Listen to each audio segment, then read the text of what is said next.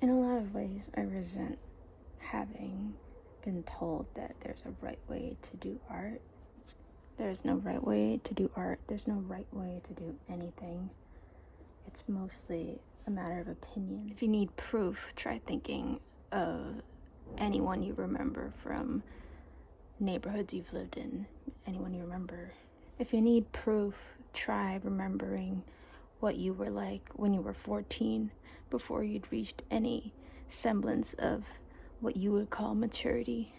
There's no right way or wrong way to make art. There's no right way or wrong way to plan your life. It is also a plan to not have a plan, or to not have to plan. That's a plan.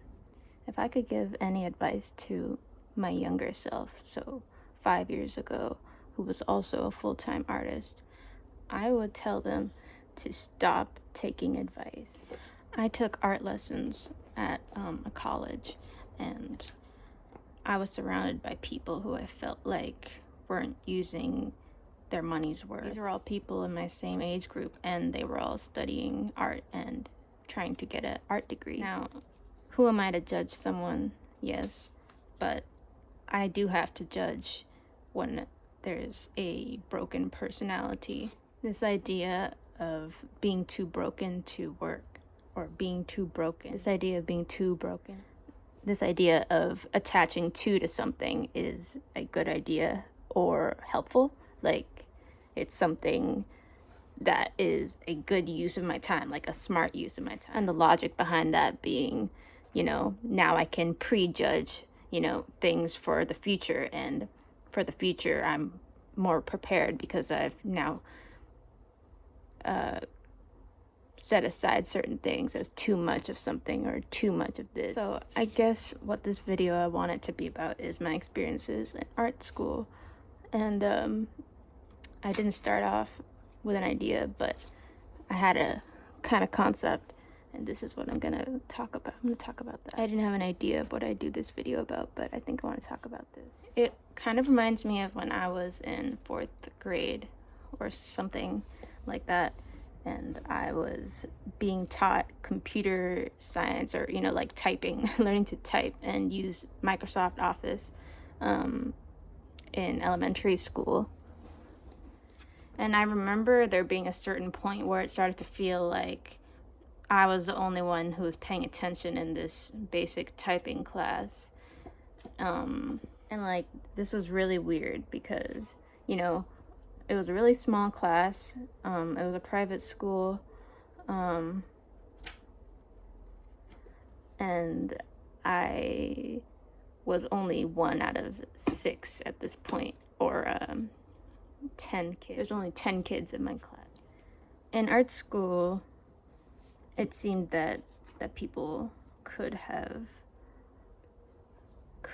been more interested. This is the first thing you would need to overcome in order to dedicate yourself to your practice or whatever your hobby is. It doesn't really just apply to art.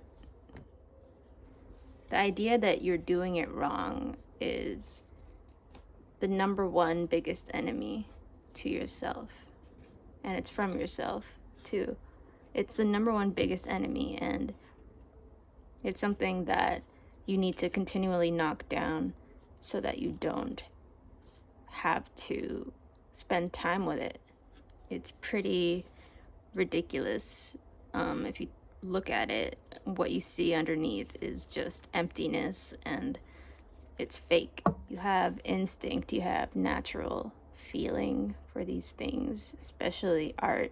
You know what you want to look like, you know what you want to style. That's not something anybody could teach you or hand down to you, even if you were paying them to teach you. That's something you could find for yourself alone. And because that's possible, it's not transferable. The idea that you're doing it wrong. So, I know what I like. I know that I'm really fruity and fantasy loving and hip hop. I know what I like. I know what bands I listen to. I know what artists I grew up looking at and being mesmerized by. I know what artists I looked at when I was just interested in becoming a better artist, and I looked at artists that I wasn't previously at all interested in, intrigued by, didn't even think their work looked good.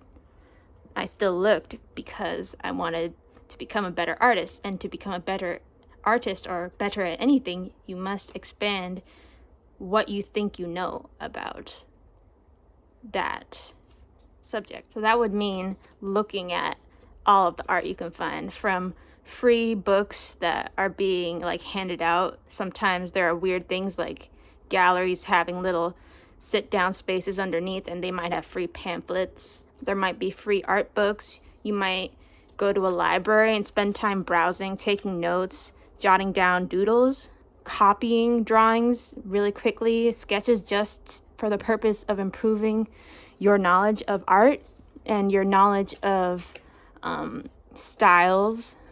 Even if you don't know where to go, or you're not sure you can pull off a certain style, you will want to trace or copy other artists just for the sake of practicing. I don't really recommend tracing that much unless you're getting into something different, like making replicas, kind of like a Andy Warhol kind of deal, pop art kind of deal.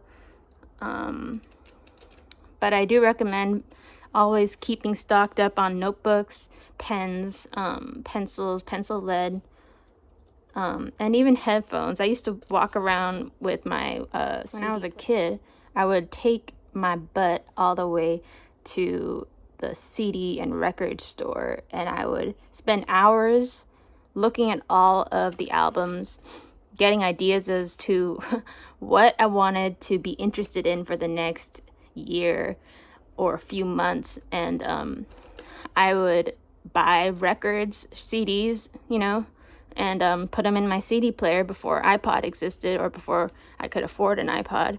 And I would walk around with my CD player and listen to one album at a time. And it would be really romantic like that.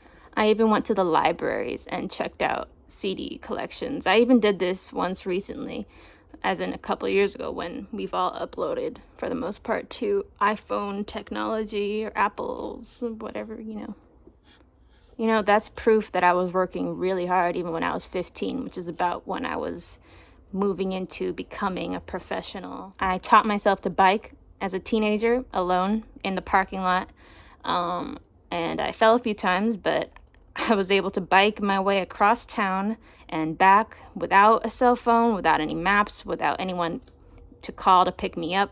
And I could do these little things for myself, like buy CDs or rent CDs and fuel my imagination. Not to mention, I paid for all this using money I already had. I didn't have to ask for money, didn't have to ask for anything. I just saved money that I was given on my birthday, and I used it really financially. So in a large sense, it's about finances and being aware of your budget.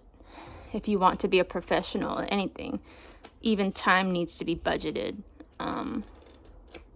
So certain things you soon realize, once you become hip to this awareness, that these things are not necessary, and therefore they are actually a huge drain on your budget.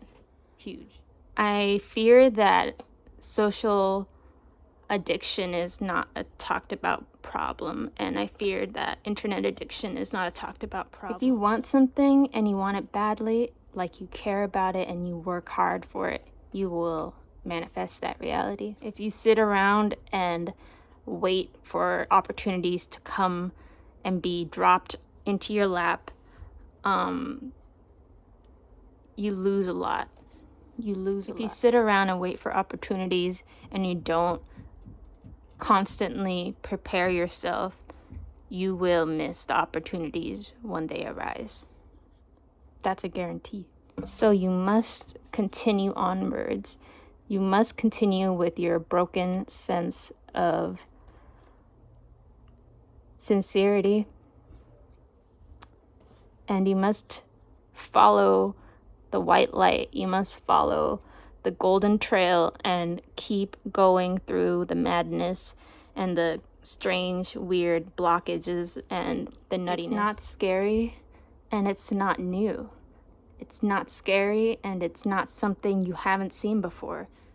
It can help if you think about things that you were blessed with that maybe someone else you noticed when you were young did not have access to. Like, I met a kid who had really bad allergies when I was young, and I had never met someone who could say that they're allergic to sunlight and that they have a strong reaction. I thought of another one. I knew this person who was really fantastic, and they told me that they cannot eat strawberries or other small berries because of the small seeds getting stuck in their gut and that causing horrible issues digestively.